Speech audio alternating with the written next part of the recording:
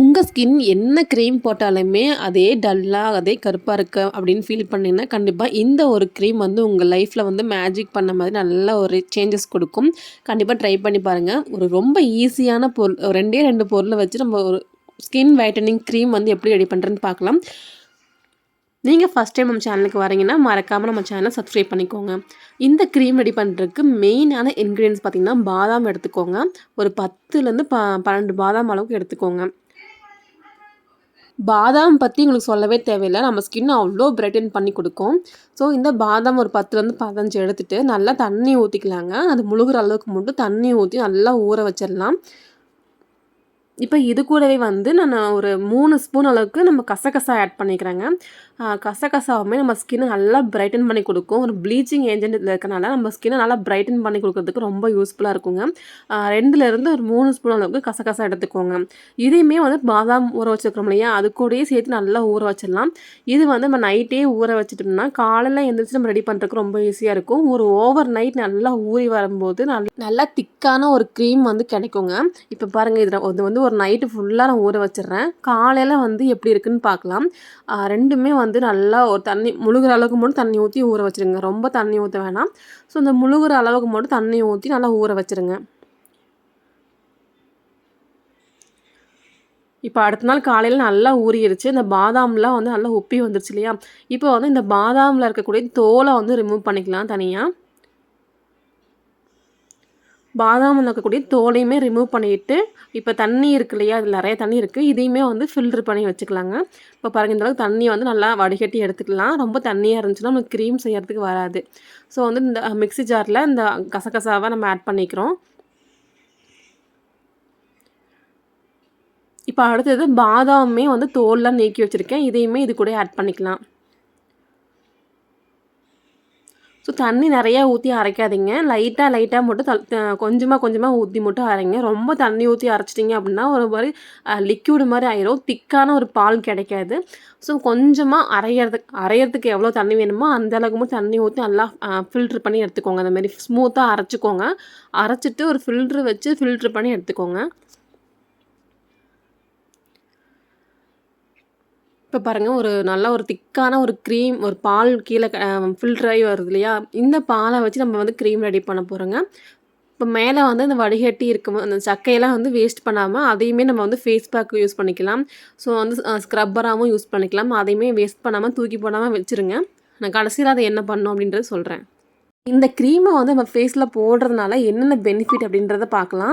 நம்ம ஸ்கின் வந்து நல்லா வந்து கலர் கொடுக்குங்க. அது மட்டும் இல்லாமல் அந்த கண் கருவளை இருக்கு இல்லையா, அது இந்த வாயை சுற்றி கருப்பு, இந்த மூக்கை சுற்றி கருப்புலாம் இருக்கு இல்லையா, அன்ஈவன் ஸ்கின் டோனை எல்லாத்தையுமே வந்து ரெடியூஸ் பண்ணி நம்ம ஸ்கின்னை வந்து ஈவன் ஸ்கின் டோனாக ஆக்கிறதுக்கு ரொம்ப யூஸ்ஃபுல்லாக இருக்கும் இந்த க்ரீம். ஏன்னா இதில் போட்டக்கூடிய இன்க்ரீடியன்ஸ் வந்து அந்தளவுக்கு பவர்ஃபுல்லான இன்க்ரீடியன்ஸ் தாங்க. பாதாம் வந்து நம்ம ஸ்கின்னை அவ்வளோ பிரைட் பண்ணி கொடுக்கும். ஸோ நம்ம பாதாமை இன்டேக்காக நம்ம சாப்பிட்றது மூலமாகவும் நம்ம ஸ்கின் நல்லா க்ளோ கொடுக்கும். ஸோ அது மட்டும் இல்லாமல் நம்ம வெளியில் வந்து நம்ம வந்து அப்ளை பண்ணும்போதும் நம்ம ஸ்கின் அவ்வளோ பிரைட் அண்ட் க்ளோவாக இருக்கிறதுக்கு ரொம்ப யூஸ்ஃபுல்லாக இருக்குங்க. இப்போ தனியாக பாலை மட்டும் நல்லா ஃபில்ட்ரு பண்ணி எடுத்தாச்சு. இப்போ மேலே இருக்கக்கூடிய சக்கையை வந்து தூக்கி போட்டுறாதீங்க. இதை வந்து ஒரு பவுலில் மாற்றி நீங்கள் ஃப்ரிட்ஜில் ஸ்டோர் பண்ணி வச்சுக்கோங்க. டெய்லியுமே வந்து கொஞ்சம் கொஞ்சமாக எடுத்து நீங்கள் ஃபேஸ் பேக்காகவும் யூஸ் பண்ணிக்கலாம், இல்லை ஸ்க்ரப் பண்ணுறதுக்கு யூஸ் பண்ணிக்கலாம். ரொம்ப வந்து நல்லா ஒரு குளிக்கும்போது நம்ம அந்த மேலே வந்து சோப்லாம் போட்டு முடிச்சதுக்கப்புறமா நீங்கள் உடம்பு ஃபுல்லாக தேய்ச்சி குளிக்கிறதுக்கும் இந்த சக்கை வந்து ரொம்ப யூஸ்ஃபுல்லாக இருக்கும். நம்ம ஃபுல் பாடியுமே நம்ம ஒயிட் பண்ணுறதுக்கு இது ரொம்ப யூஸ்ஃபுல்லாக இருக்குங்க. இதையுமே ஸ்டோர் பண்ணி வச்சுக்கோங்க. இப்போ நம்ம ஆல்ரெடி எடுத்து வச்சிருக்கக்கூடிய அந்த பாதாம் பால் கூட கொஞ்சமாக 1 ஸ்பூன் அளவுக்கு ஆலோவேரா ஜெல் வந்து ஆட் பண்ணிக்கோங்க. நீங்கள் வந்து வீட்டில் இருக்கக்கூடிய ரெடிமேட் ஆலோவேரா இருந்தாலும் ஓகே, இல்லை செடியில் இருக்கக்கூடிய ஃப்ரெஷ்ஷான ஆலோவேரா ஜெல்லாக இருந்தாலும் ஓகே தாங்க. ஸோ வந்து நம்ம 1 ஸ்பூன் அளவுக்கு ஆலோவேரா ஜெல் யூஸ் பண்ணிவிட்டு நல்லா மிக்ஸ் பண்ணிக்கோங்க. இந்த ரெண்டும் சேர்ந்து நல்லா மிக்ஸ் ஆகிறதுக்கு கொஞ்சம் லேட் ஆகும். ஒரு 5லேருந்து ஒரு 10 நிமிஷம் நல்லா கைவிடாமல் மிக்ஸ் பண்ணிங்கன்னா ஒரு ஸ்மூத்தான ஒரு க்ரீம் கிடைக்கும். ஸோ இது கூட வந்து 2 விட்டமின் இ கேப்சூல் நம்ம ஸ்கின்னை க்ளோ அண்ட் பிரைட்டன் பண்ணுறதுக்கு ரொம்ப யூஸ்ஃபுல்லாக இருக்கும். இது 2 ஆட் பண்ணிக்கோங்க. ஸோ இது எல்லா மெடிக்கல் ஷாப்லையுமே கிடைக்கும். நீங்கள் வாங்கி வச்சிட்டிங்க அப்படின்னா நிறைய பர்பஸ்க்கு யூஸ் பண்ணிக்கலாங்க. இந்த க்ரீமில் வந்து நம்ம 2 விட்டமின் இ கேப்சூல் யூஸ் பண்ணுறதுனால நம்ம ஸ்கின்னை வந்து இன்னுமே நல்லா பிரைட்டன் பண்ணி கொடுக்கும். ஸோ க்ளோ பண்ணுறதுக்கு ரொம்ப யூஸ்ஃபுல்லாக இருக்கும். ஸோ 2மே ஆட் பண்ணி நல்லா மிக்ஸ் பண்ணிக்கோங்க.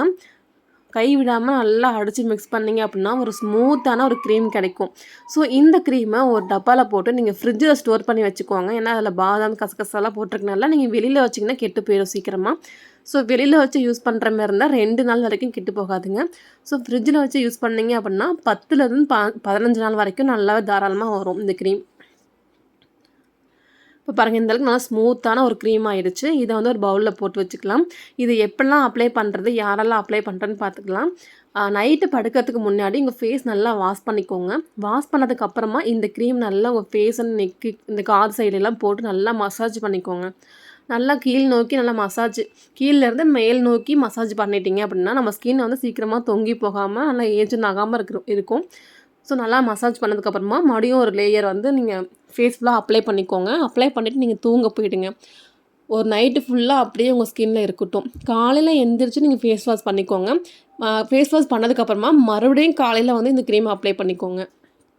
இந்த மாதிரி ஒரு நாளைக்கு 2 தடவை இந்த க்ரீம் அப்ளை பண்ணிட்டே வரும்போது உங்கள் ஸ்கின் அவ்வளோ பிரைட் அண்ட் க்ளோவாக ஆகும். கண்டிப்பாக ஒரே ஒரு வாரத்தில் மட்டும் உங்கள் ஸ்கின் அவ்வளோ பிரைட்டாக ஆகும். பார்க்குற எல்லாருமே கேட்பாங்க. கண்டிப்பாக நீங்கள் ட்ரை பண்ணி பாருங்கள். ஸோ இது வந்து குழந்தையிலேருந்து பெரியவங்க வரைக்கும் யார் வேணாலும் யூஸ் பண்ணிக்கலாங்க. ஒரு 2லேருந்து 3 வயசுக்கு மேலே இருக்கிற குழந்தைங்களுக்கும் நீங்கள் யூஸ் பண்ணிக்கலாம்.